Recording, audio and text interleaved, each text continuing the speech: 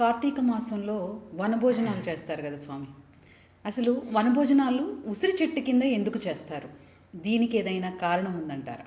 వనభోజనాలు ఉసిరి చెట్టు కిందే అంటే మనం ఎక్కడైనా కానీ సరే ఈ కార్తీక మాసం కానీ భాద్రపద మాసం కానీ ఈ మాసాలైనా ఏ పూజా పద్ధతులైనా కానీ మనకు పంచభూతాలకు ఆధీనంగా అనంగా పంచభూతాల వల్ల మనకు కలిగేటటువంటి ఇబ్బందుల నుండి ఏవైతే రోగకారక శక్తిని పెంపొందించడానికి నియమించినటువంటి ఈ యొక్క పద్ధతులు అని చెప్పొచ్చు.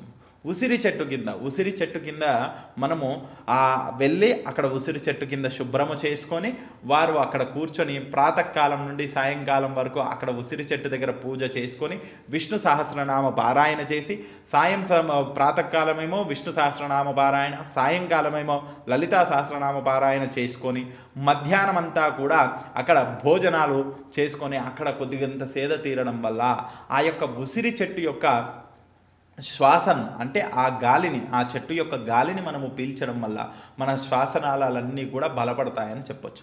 అందుకనే ఆ యొక్క శ్వాసను పీల్చడం వలన ఆ ఉసిరి చెట్టు యొక్క గాలిని పీల్చడం వల్ల మనిషి యొక్క ఈ శ్వాసనాళాలన్నీ బలపడి వారు ఆయురారోగ్యాలు పొందుతారని చెప్పొచ్చు. అందుకనే ప్రత్యేకంగా వనభోజనాలు ఉసిరి చెట్టు క్రింద చేయాలని చెప్పడం జరుగుతుంది.